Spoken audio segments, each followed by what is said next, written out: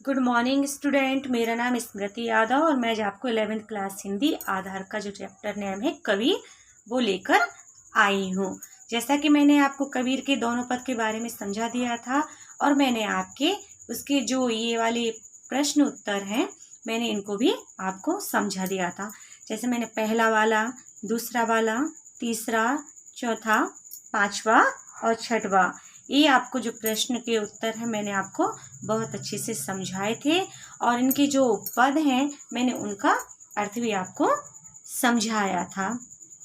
तो जो हमारे अब जो बाकी के जो प्रश्न हैं जो बाकी रह गए हैं वो है 7वां और 8वां।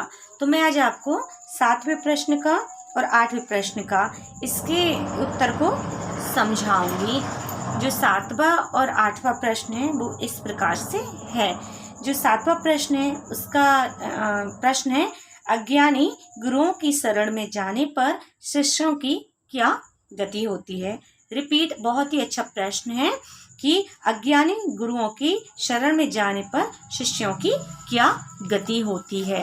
तो इसका उत्तर है कि गुरु ही शिष्य को ज्ञान देकर ईश्वर का साक्षात्कार मतलब दर्शन कराता है। यदि गुरु स्वयं अज्ञानी हो, उसे ही परमात्मा का सच्चा ज्ञान नहीं है, तो वो स्वयं माया और अहंकार के अधीन है। तो ऐसे अज्ञानी गुरु के शरण में जाने वाले शिष्य भी अज्ञान के पथ मतलब होता है रास्ता, पथ पर अग्रसर हो जाते हैं।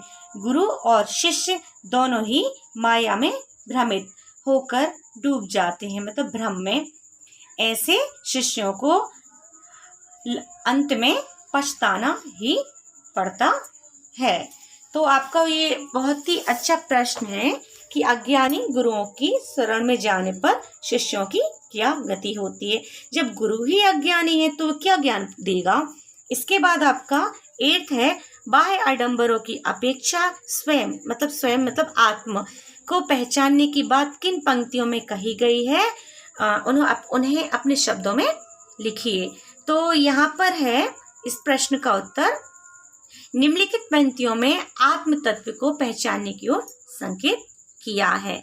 तो उसमें जो पहला है आत्म मारी वाला आपकी बुक है उसमें दिया गया है, और दूसरा है उसी का साखी शब्द ही गावत भूले आत्म वाला उसमें दिया है उसका, और थर्ड है आपस में दो लरी लरी मुंह उसमें दिया है। तो मैं तीनों का आपकी पद में दिया है, मैं तीनों का अर्थ आपको बस समझा देती हूँ। कबीर ने कहा है कि मनुष्य को बाह्य आडंबरों जैसे पत्थर, पूजन, छापा, तिलक आदि को छोड़कर ईश्वर के वास्तविक रूप को पहचानना चाहिए। केवल शब्दों साखियों को गाकर उससे परम तत्व में हम नहीं पा सकते। ईश्वर का निवास तो जीव के हृदय में होता है। सच्चे मन से हृदय के भीतर झांककर उस आत्म तत्व के हम दर्शन पा सकते हैं। जब ईश्वर इस मर्म का जान लेता है तो उसे सब कुछ प्राप्त हो जाता है, अर्थात ईश्वर प्राप्त हो जाते हैं। तो यहाँ पर 7वां और 8वें का उत्तर यही है।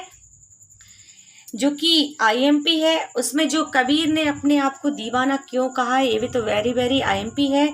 इसके बाद भी एक और है, कबीर ने ऐसा क्यों कहा है कि संसार बौरा गया है, ये भी आपको बहुत अच्छा है। तो आपको ये प्रश्न के उत्तर समझ में आए होंगे। आज के लिए इतना ही। नेक्स्ट वीडियो में मैं आपको नेक्स्ट चैप्टर लेकर आऊँगी। Thank you.